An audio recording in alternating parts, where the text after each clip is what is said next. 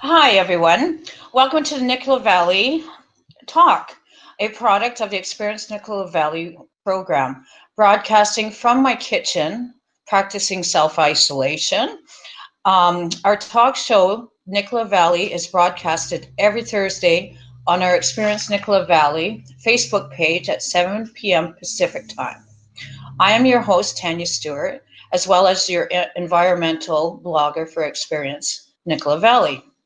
Tonight, I am very excited about our special guest, Kyle Hall, who, along with his wife, Kelly, own and operate Merritt's very own empty keg and brew house, located here on 2190 Vote Street, downtown Merritt, BC. Established in 2019, the brew house is where locals, visitors alike, can enjoy locally brewed beers, which are brewed right on the site, on tap, fresh, right from their kegs. So let me introduce to you Kyle Hall. Hi, Kyle. Hello, friends. Hi, Tanya. Hi. Hi. So I can see that in the background you're at the empty cake. Absolutely, my home away from home. So Kyle, please share with our audience who is Kyle Hall. Well, really, I'm just a regular guy that has a passion for craft beer. I worked a fair amount of time in the wood manufacturing industry for many years, and I honed my skills in home brewing. And together with my wife Kelly and my family, we moved to the Nicola Valley roughly about 19 years ago, and we consider ourselves locals. It's been a wonderful experience to enjoy what this valley has to offer, from outdoor recreation to the diversity of ethnic backgrounds and the small town attitude. We love our small towns too, my husband and I. So describe to our listeners from the start to finish, Kyle, your journey from the idea of opening the Empty Keg Brew House. Like where did it all start and where did it begin, and then now where it's at?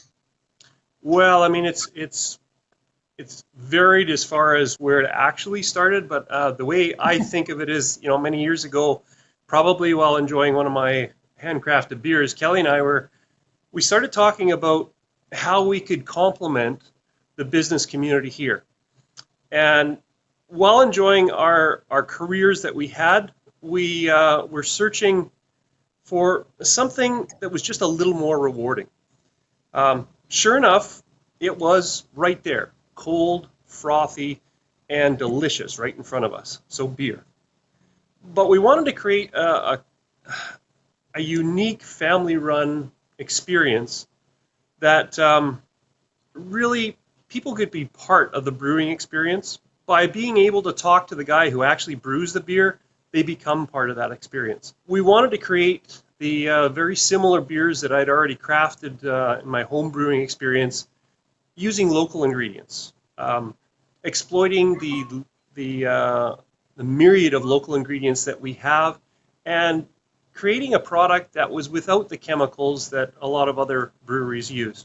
So it wasn't a bar, but it was a place really to socialize, to get back to our roots, to play a game, to really connect with people. And that's basically where it all began.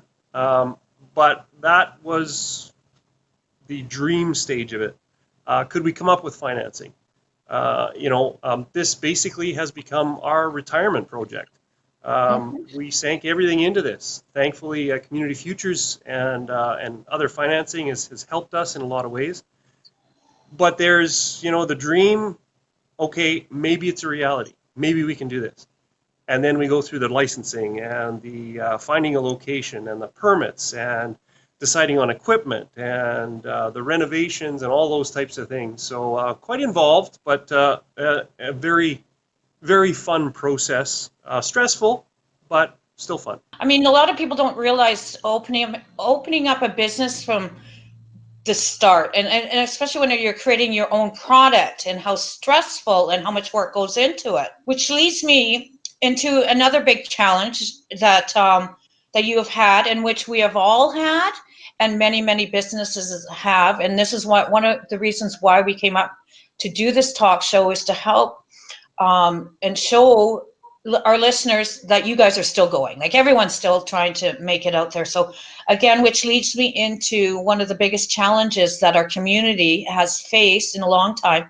It was like COVID-19 and the shutdown and everything that we had to do. So how has this impacted your business? Well, being in business for less than a year when this all began, it was definitely an area of concern.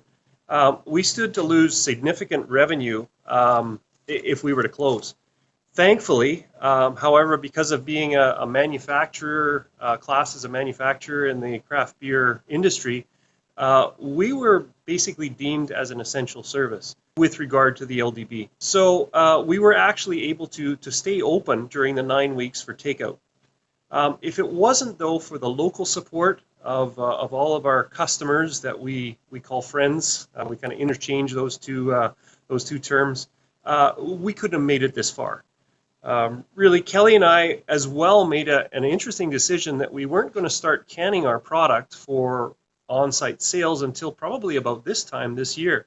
However, back in October last year, we decided, you know what, let's do it. And at least let's get over any hurdles that we may have.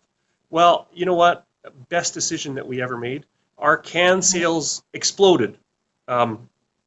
Excuse the pun, of course, during those 9 weeks that we were only able to have takeout services. So it's been really good. I mean, there was a lot of hurdles previous that had to be overcome, but you know, it's what we're dealing with right now is manageable. What kind of hurdles did you find yourself and your wife having to hurdle over to open up your business? Well, it's kind of interesting that you say hurdles.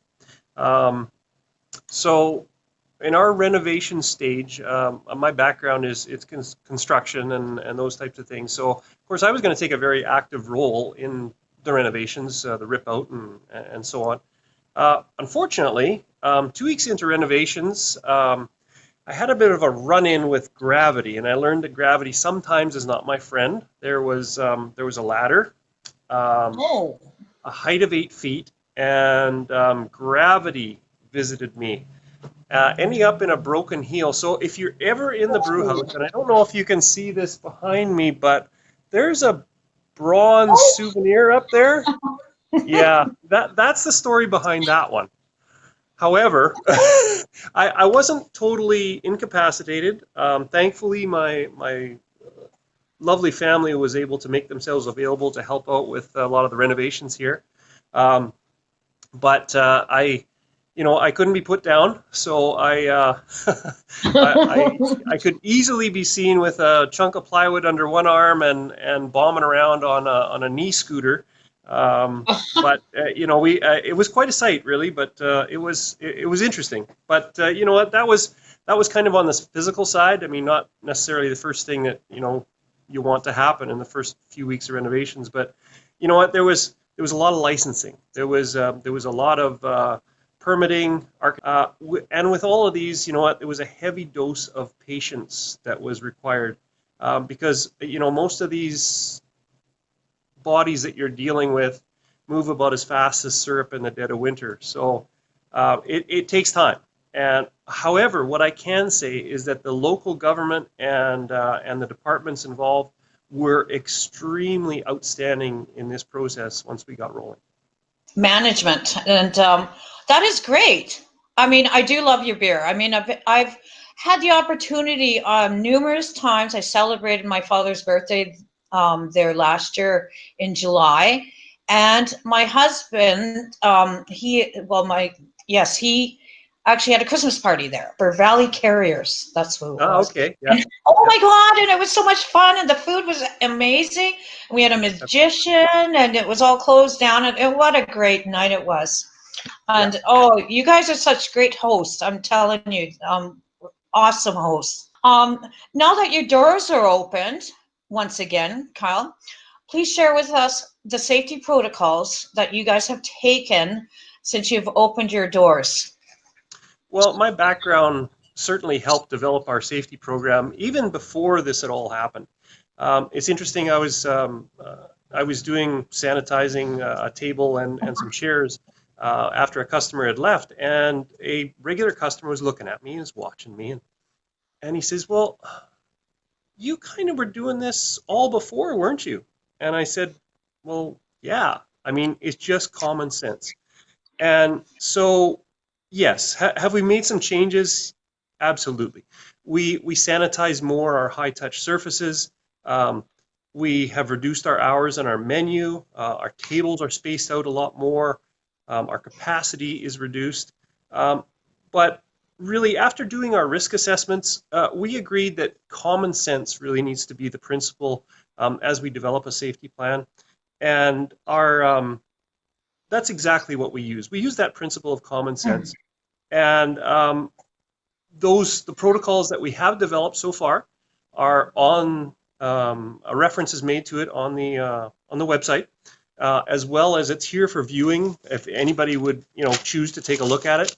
I think we pride ourselves in a safety plan that is not only flexible, but that can change as conditions change. And that's really the mark of a very good one.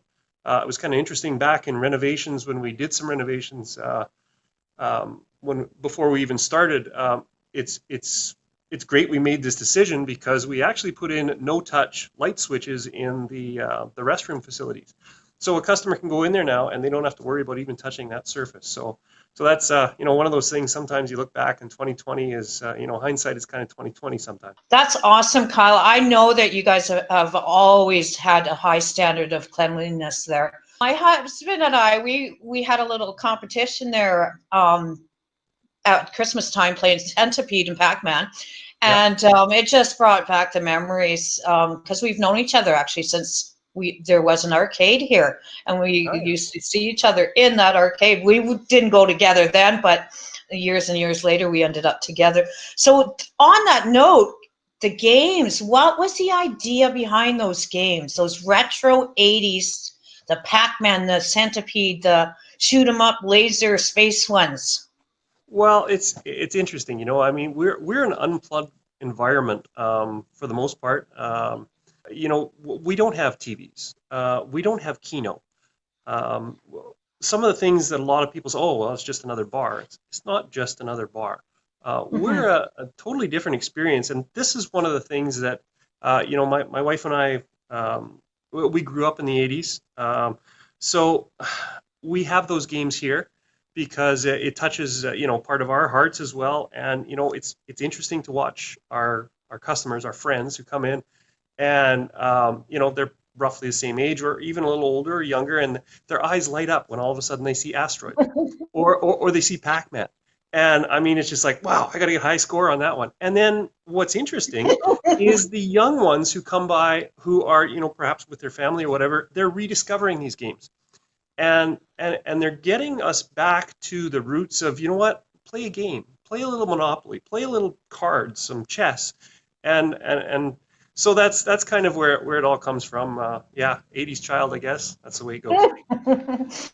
I love it personally, and I love the board games and the chess games. And I know I have an older son, and I know him and his friends are going to be happy and lucky that you guys are open again, because they used to go there all the time to play the chess. So, okay, well, great. Interesting story too, Tanya. That we had one customer that would come in with their kids. And love the games, just love the games. And so we were just about to open one day. Anyways, we were open for, this was before all this COVID stuff. And I see this young fella, and he's kind of looking at the door. And he looks at the door. Anyways, so he pops the door open, and I'm like, okay, well, he must be coming in with his family. And he's just kind of wandering over to the games. I says, well, can I help you with something? Well, is it okay if I just go to play the games? So, I mean, I said, no, you can't. You got to be with a family. But it was, so obviously there's a little bit of impact there on those things. Oh, that is cute. That is so cute. Okay, so which leads us into, can you please share with our listeners how your establishment sets you apart from others, such as what you had kind of lightly described about, but sure, you can fill us more in. Well, it was interesting because as we were developing the business plan, a few times when we were getting input on that business plan, a lot of people said we don't need another bar in Merritt, and that's exactly what we're not. We're not just another bar. As I mentioned, we're an unplugged environment. Small batch, locally made beer it's a new concept for this area. People come in to enjoy a variety of beer on what we call a flight. So 4-ounce samples of any of the beers, the 8 beers that we brew here on site. And sometimes that's all they have is those samples. While they're enjoying a card game of crib or maybe another board game. So we make our customers, and as I mentioned, customer and friend is kind of an interchangeable for us. We really make our friends feel that they're home. This is their home away from home. And, even if beer is not your thing, well, we have local ciders. We actually have wine flights as well. Same basic idea as the beer flight, where you can try different varieties of vino. Empty Keg is really, it's modeled after the old world established businesses where, you know what, you order and you pick up your own beer. We don't focus as much on food. However, we do have some light snacks that are deliciously pair with all of our varieties of our beer. But a very unique aspect of our business here is that we want to support our local businesses. A lot of the restaurants around here are very, very good at what they do, and they have takeout options. So we allow our friends, our customers, to bring in food from local restaurants. And that supports them, it supports us. Perhaps you get a pizza. Perhaps you get some ethnic takeout. And you know what? Just let us carry the burden of handling your liquid libations for the night. Yes, that's awesome. And that also, in a way, you supporting local businesses, which in turn will support you. Do you find that? Yeah, absolutely. I mean, of course, we've got Yaki Joe's right next to us here, and it's a really good synergy. A lot of our customers are like, well, we'd like something a little bit more than what we have, listed on our menu at this time. And I says, well, you're happy to go across there. I mean, I always sing the praises of, their calzones are amazing. Been to Italy one time, and my goodness, next to the ones I had in Italy, Yaki Joe's are the best. So anyway, so we we want to make sure that we support local businesses because they support us. Why wouldn't we do that? That's definite. That's awesome. Community matters, right? That's the way it Absolutely. should be. Okay, so Kyle, could you please share with our listeners why you love the Nicola Valley so much? Well, why wouldn't you love living here? I mean, this area has so much to offer. 19 years ago when we moved here from Asuyas, we kind of thought, well, I guess Merritt's going to be like an acquired taste, kind of, like mushrooms were when we were a kid, right? But Yeah. not. It's not at all like that. This valley has so much to offer. I mean, from hiking to biking to its rich history of mining and forestry, all the way up to its unique residents and the friendly small town appeal that it has. I think really I can speak for Kelly and she's working the taps tonight. So her passion is Merritt and the Nicola Valley. And you know what? That decision to move here 19 years ago, we consider ourselves locals now. Hopefully that's okay for those who have been locals for longer. But you know what? The decision to move here was the best. Well, I have to say, Kyle, I think we've, after 19 years, you're definitely a local. That's for sure. So welcome to being a local in Merritt. Okay, so I truly have to put it out there that I just love everything about your fine establishment, from your beer, your atmosphere, the people that work there, you and your wife, the way you guys are like I say, you're great hosts and hostesses. And that to me, I worked in the restaurant and the beer industry and the bar industry forever and ever and ever. Put myself through university twice over working. And I tell you, I can really see the amount of work and know the amount of work that goes into it. And you guys are people persons eaters, people eaters. You're people. You're getting what I'm meaning. Yeah, I got And you. I got you. and definitely, and it shows because that's something that no one can ever fake, and it comes out in it. And I love the '80s, the video games, the centipedes, the Battlestar, and I love the board games. I love the beer. Oh my God. Okay, before we go, um, Yes. can you talk about, so when a person comes into your establishment and they don't know what kind of beer to order, how do you recognize that, and what do you do for that person? Well, it's interesting because, believe it or not, we're a year down the road, and we still have people that come in and say, "Ah, it's the first time I've never been in here before." And of course, my first stock answer is, "Well, you can't say that anymore, can you?" Yeah. But really, I try and look for what they're looking for. Like if somebody has a particular beer that they enjoy, then that's where I kind of get their input to say, okay, so you like this type of beer. All right, well, there's one that's very similar here that would be good for your palate. Maybe it's somebody who loves a really hoppy IPA. Maybe it's somebody who likes a mild Coors Light, for instance. And our taps basically run all the way from a very dark porter all the way up to a very light lager. And we pride ourselves on creating traditional beers, traditional styles that are not too far out of everybody's wheelhouse. Now, is every beer that we have, something that everybody's gonna like?